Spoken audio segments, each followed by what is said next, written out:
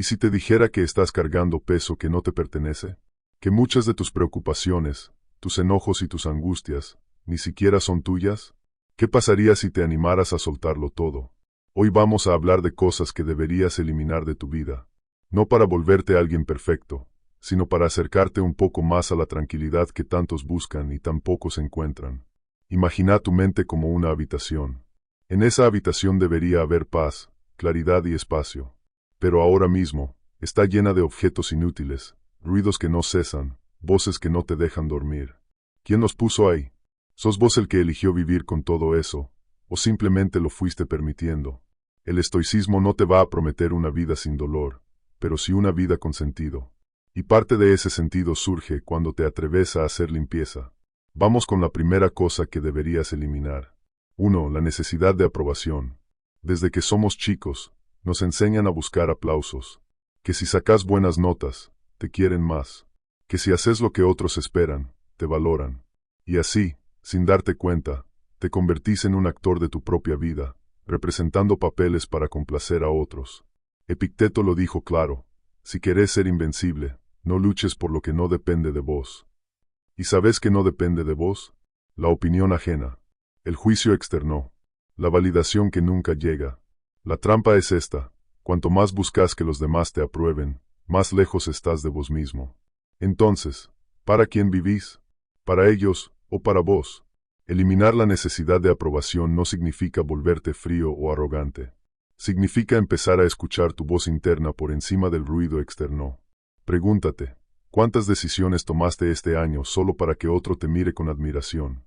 ¿Y cuántas veces te traicionaste por miedo a decepcionar? Cuando dejes de vivir para los ojos de los demás, vas a empezar a ver con los tuyos. Y eso, aunque cueste, es libertad. 2. El resentimiento. El resentimiento es como beber veneno esperando que otro muera. Lo dijo Séneca, y lo seguimos olvidando. Cada vez que alguien te hiere y vos te aferrás al dolor como si fuera un trofeo, estás eligiendo sufrir 2 veces, una por lo que pasó y otra por no soltarlo. El estoico no niega el daño, lo reconoce, pero también entiende que el sufrimiento prolongado es una decisión. Guardar rencor es encadenarte al pasado. Es revivir el fuego cuando ya deberías estar caminando sobre cenizas. ¿Te hicieron daño? Sí. ¿Fue injusto? Tal vez. ¿Podés cambiarlo? No. Entonces, ¿por qué seguís llevándolo encima? El perdón no es para el otro. Es para vos. Es un acto de soberanía interna. Es decir, esto ya no controla mi vida. Y eso es poder. 3. Las excusas. Elige no ser perjudicado, y no lo serás, decía Marco Aurelio. Las excusas son la forma elegante que encontramos de no responsabilizarnos. El mundo está en mi contra. No tengo tiempo. No nací para eso. Pero cuando uno abraza el estoicismo, entiende que no puede controlar lo que el mundo hace. Solo puede controlar lo que él hace frente al mundo. Tus circunstancias pueden ser difíciles, sí, pero no son una justificación para tu inacción. Porque hay quienes con menos han hecho más. Y hay quienes con todo no hicieron nada. ¿Y vos? ¿Qué historia te estás contando para no avanzar? Cada excusa que repetís se convierte en un ladrillo más en la muralla que te separa de tu potencial. Y lo peor es que la construís vos mismo. Cuando eliminás las excusas, empezás a ver posibilidades. Y cuando ves posibilidades, te das cuenta de que no necesitas que el mundo cambie, solo necesitas cambiar tu enfoque. 4. El miedo al fracaso. El miedo al fracaso es uno de los guardianes más crueles del alma. Te dice que no intentes, porque podrías perder. Pero lo que no te dice, es que ya estás perdiendo al no intentarlo. Los estoicos veían el fracaso como parte del camino. No como un desvío, sino como una etapa inevitable del crecimiento.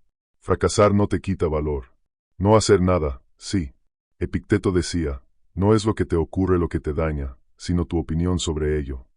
Entonces, ¿qué pasaría si dejaras de ver el error como una caída, y empezaras a verlo como una lección? El niño que aprende a caminar se cae 100 veces, pero no lo llama fracaso, lo llama aprendizaje. ¿Por qué vos no podés hacer lo mismo?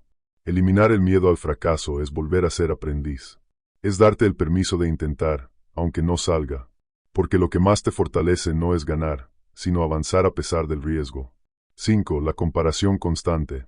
Vivimos rodeados de espejos rotos. Redes sociales que muestran solo lo mejor de los demás. historias editadas, éxitos sin contexto. Y así, empezás a pensar que vas perdiendo una carrera que ni siquiera deberías estar corriendo. Marco Aurelio lo escribió en su diario: la felicidad de tu vida depende de la calidad de tus pensamientos. Pero si tus pensamientos están enfocados en lo que otros tienen, nunca vas a ver lo que vos ya lograste. Compararte es como mirar un reloj ajeno y tratar de vivir según su hora. Pero tu tiempo es único. Tu proceso es distinto. Tu historia tiene capítulos que nadie más puede escribir. La comparación no te muestra dónde estás. Te roba la paz por no estar donde crees que deberías. Entonces, ¿qué estás midiendo? ¿Y a quién le diste el poder de definir tu valor? Cuando eliminas la comparación, recuperas tu brújula. Y empezás a caminar tu camino, sin importar cuán rápido van los demás. 6. La necesidad de tener razón. ¿Cuántas veces te encontraste discutiendo no para entender, sino para ganar? ¿Y cuántas veces ganaste, pero perdiste la paz? El ego quiere tener razón. El alma solo quiere comprender. El estoico aprende a callar cuando el silencio vale más que la victoria. Porque no siempre es necesario corregir, convencer o imponer. A veces, lo más sabio es observar y dejar ir. Séneca decía: mientras enseñamos, aprendemos.